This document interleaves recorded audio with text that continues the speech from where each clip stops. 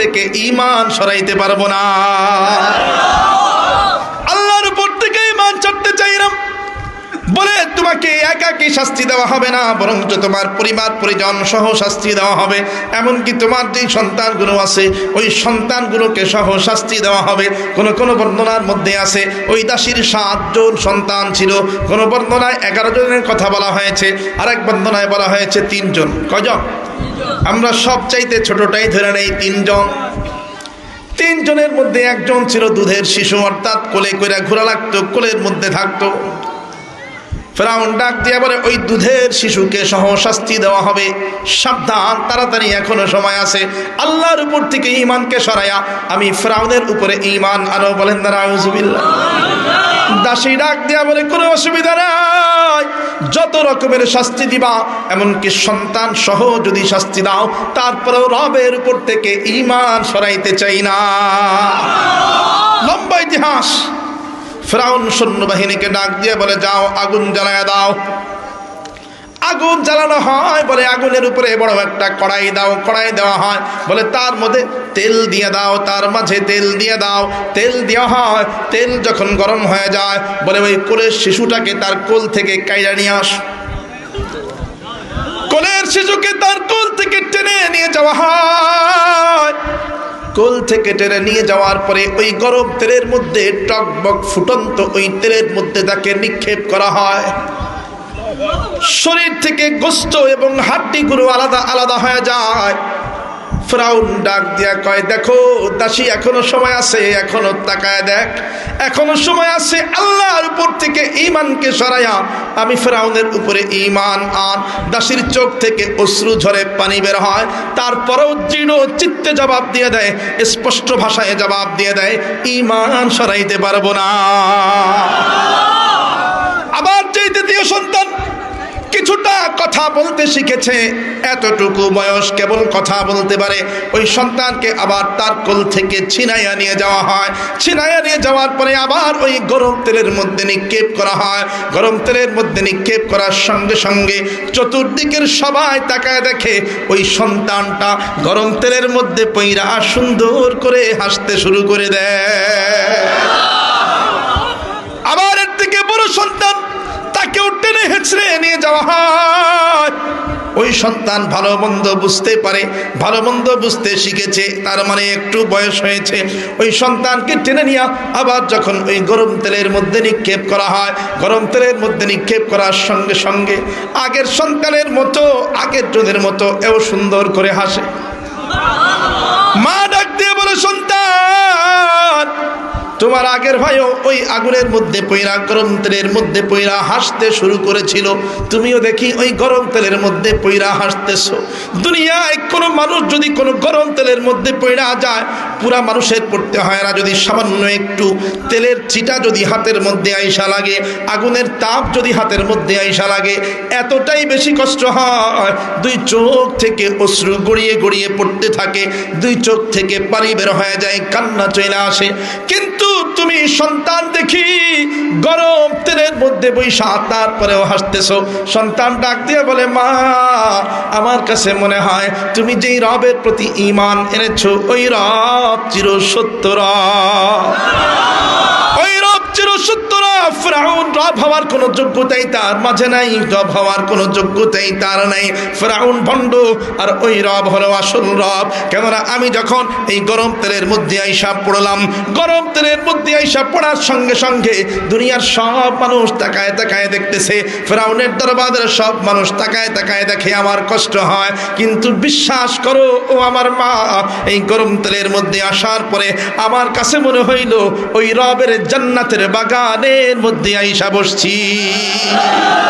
আল্লাহ আল্লাহ क्या मज़ा मुर्शिद की मैखाना में है, दोनों आलम के हकीकत एक पैमाना में है, शम्अ में हिम्मत कहा जो एक परवाना में है, लुत्फ जीने में नहीं जल जल के मर जाने में है, लुत्फ जीने में नहीं जल जल के मर जाने में। जोरे कन्ना अल्लाहु আকবার। আবার দিল থেকে বলেন না আল্লাহু আকবার। ফেরাউন ডাক আমার বাদী মাসেতা 3 সন্তানকে হত্যা করে ফেলা হইল। এখনো সময় আছে, ঈমান ছাড়ো, রবের উপর থেকে ঈমান ছেড়ে দাও, আল্লাহর উপর থেকে ঈমান সরাইয়া আমার উপরে ঈমান স্থাপন করো, বিশ্বাস স্থাপন করো। বাদীর একই কথা, না না, যত রকমের শাস্তি দাও, সন্তান নিয়ে গেলা কোনো অসুবিধা নাই, সন্তানকে শাস্তি দিলা কোনো অসুবিধা নাই, সন্তানকে হত্যা করলা কোনো অসুবিধা নাই, এমনকি যদি নিজের জানও দিতে হয়, নিজের জান দেব, তারপরেও ঈমান দিতে পারবো না। নিজের জান দিয়ে দেব, ঈমান দিতে পারবো না। শেষ পর্যন্ত অবস্থায় এমন হয়, ফিরআউন সৈন্যবাহিনীর ডাক দিয়ে বলে, যাও মাসেতারে এইবার পরে ধইরা নিয়া ওই আগুনের গরম তেলের মধ্যে নিক্ষেপ করে দাও। মাসেতাকে টেনে হিচড়ে আগুনের ওই গরম তেলের মধ্যে নিক্ষেপ করা হয়। আশেপাশের সব মানুষ দাঁড়ায় দাঁড়ায় তামাশা দেখে, ঘটনা দেখে, সবাই দেখে। মাসেতা পড়ার সঙ্গে সঙ্গে ওই সন্তানদের মতো সেও হাসতে শুরু করে দেয়। গায়ের চামড়াগুলো, হাড্ডিগুলো পুইরা আলাদা হয়ে যায়, আলাদা আলাদা হয়ে যায়, চামড়া আলাদা, গোশত আলাদা, হাড্ডি আলাদা। সবাই তামসা দেখে, সবাই মিলা এই ঘটনা পর্যবেক্ষণ করে। ফিরআউন দেখে সবাই ঘটনা দেখতেছে, শুধু একজন বাদে, একজন রমণী ওই ঘটনার দিকে তাকায় না। ওই রমণীর নাম হলো হযরতে আসিয়া। আসিয়া ওই স্থানে দাঁড়ায় নাই। সবাই যখন ঘটনা দেখে, আসিয়া তখন দূরে এক জায়গায় যে দাঁড়ায়। দূরে এক জায়গায় দাঁড়ানোর পরে আকাশের দিকে তাকায়া থাকে। সামনের দিকে একবার তাকায়, ডানের আকাশের দিকে একবার তাকায়, আবার বাম দিকে তাকায়, আবার পেছনের দিকে তাকায়, শুধু আসমানের দিকে, আকাশের দিকে শুধু নজর বোলায়। ফিরআউন যায় ডাক দিয়ে বলে, আসিয়া, সবাই মিলা ঘটনা দেখে আমার শাস্তি দেখে, আমার শাস্তির পদ্ধতি পর্যবেক্ষণ করে, তুমি দেখি আমার শাস্তির দিকে তাকাও না। তুমি দেখি দূরে সইরা আকাশের দিকে তাকায় আছো, ডানে তাকাও, বামে তাকাও, আকাশের দিকে তাকায় তাকায় তুমি কি দেখো? আসিয়া ডাক দিয়া বলে, আমি দেখি বাদীর কতটা মর্যাদা, কতটা সম্মান। যেই বাদীকে তুমি তাচ্ছিল্য করে আগুনের মধ্যে নিক্ষেপ করে দিয়েছ, হতে পারে এই বাদীর কোনো দাম তোমার দরবারে নাই, হতে পারে তোমার দরবারের সামান্য একজন দাসী, হতে পারে তোমার দরবারের সামান্য একজন বাদী, কিন্তু ফিরআউন শুনে নাও, এই বাদীর মর্যাদা, এই বাদীর দাম আল্লাহর দরবারে অনেক বেশি। আল্লাহর দরবারে তার দাম এতটাই বেশি, তাকে যখন তুমি এই গরম কড়াইয়ের মধ্যে ফালাইলা, তাকে যখন তুমি গরম তেলের মধ্যে ফালাইলা, তখন আমি আসমানের দিকে, আকাশের দিকে তাকায় তাকায় দেখলাম আল্লাহ পাক রব্বুল আলামিনের পক্ষ থেকে অর্ডার হয়ে গেছে, ও রহমতের ফেরেশতারা যাও, জান্নাতি চাদর নিয়া দৌড়াইয়া যাও, ওই যে আমার বাদী, ওই যে আমার বাদী গরম তেলের মধ্যে নিক্ষেপ করা হয়েছে, তার রূহটা অচিরেই বের হয়ে যাবে। ও রহমতের ফেরেশতারা দৌড়াইয়া যাও, দৌড়াইয়া যায় আমার বাদীটারে জান্নাতি চাদরের মধ্যে নিয়া আমার দরবারে চলে আসো। আসিয়া ডাক দিয়ে বলে, আমি আকাশের দিকে তাকায় দেখি ডান থেকে একদল ফেরেশতার বাহিনী জান্নাতি চাদর নিয়ে হাজির হইতেছে, বামের থেকে আরেক দল ফেরেশতা জান্নাতি চাদর নিয়ে হাজির হইতেছে, সামনের থেকে আরেক দল ফেরেশতা, তাদের হাতেও জান্নাতি চাদর, পেছন থেকে আরেক দল ফেরেশতা, তাদের হাতেও জান্নাতি চাদর। এরা এই চাদর নিয়ে এই বাদীর রূহটাকে নেওয়ার জন্য, সসম্মানে নেওয়ার জন্য আসতেছে। ফেরেশতারা বলা বলি করতেছে, এই দামি রূহ আমরা নেব, আরেক দল কয় আমরা নেব, আরেক দল বলে আমরা নেব। এইভাবে এই দাসীর দামি রূহটাকে কবজ করে আল্লাহর দরবারে পৌঁছানোর জন্য ফেরেশতারা কাড়াকাড়ি লাগায়া দিয়েছে। মাকামে আশিকি দিগার, মাকামে बंदगी दीगर, ज़नूरी सजदा में खाही, ज़े खाकी बेह सजा खाही, फज़ल हैवानात पर हरगिज़ उसे हासिल नहीं, नामो जिसका दफ्तरे उश्शाक़ में शामिल नहीं। जोरे करना अल्लाहु अकबर। फिरौन डाक दिए बोले, आसिया, যেই দাসীকে আল্লাহর নাম মুখে আনার কারণে শাস্তি দেওয়া হলো, মৃত্যুদণ্ড দেওয়া হলো, তোমার মুখেও দেখি সেই আল্লাহর নাম, তোমার মুখেও দেখি সেই আল্লাহর গুণগান, তোমার মুখেও দেখি সেই আল্লাহর হামদ, আল্লাহর প্রশংসা। তার মানে তুমিও কি ওই আল্লাহর উপরে ঈমান আইনা ফলাইলা নাকি? আসিয়া ডাক দিয়া বলে হা হা, আজকে নয় আরো আগেই আল্লাহর উপরে ঈমান এনে ফেলেছি। ওই রব হলেন আমার রব, আমি আসিয়ার রব হলেন আল্লাহ, তুমি ফেরাউন নও। ফেরাউন ডাক দিয়ে বলে আসিয়া, তুমি কিন্তু রাজরানী, তুমি কিন্তু এই সাম্রাজ্যের সম্রাজ্ঞী, তোমার অনেক দাম, তোমার অনেক মর্যাদা, তুমি আমার স্ত্রী আসিয়া। আসিয়া সাবধান, তোমার মুখ থেকে এই ধরনের কোনো কথা যেন বের না হয়, তুমি আমাকেই রব মানো, তুমি আমার কথা শোনো, কেননা আমি তোমার স্বামী। আসিয়া ডাক দিয়ে বলে স্বামী হিসাবে কথা শুনি, কিন্তু রব হিসাবে তোমাকে এক মুহূর্তের জন্য বিশ্বাস করি না। রব হওয়ার কোন যোগ্যতা তোমার মাঝে নাই।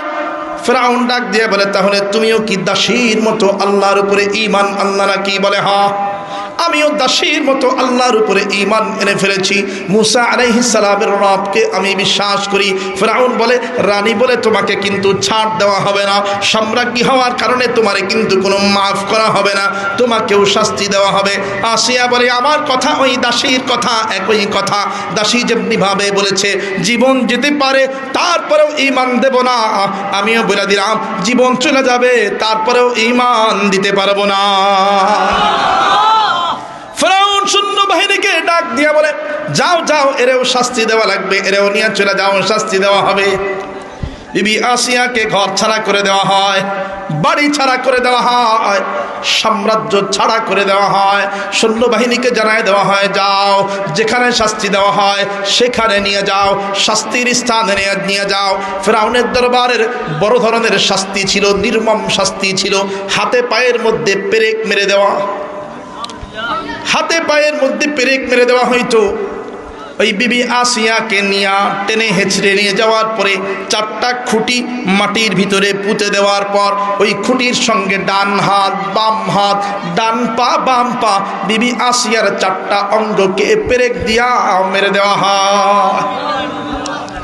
বিবি আসিয়ার চোখ থেকে পানি ঝরে।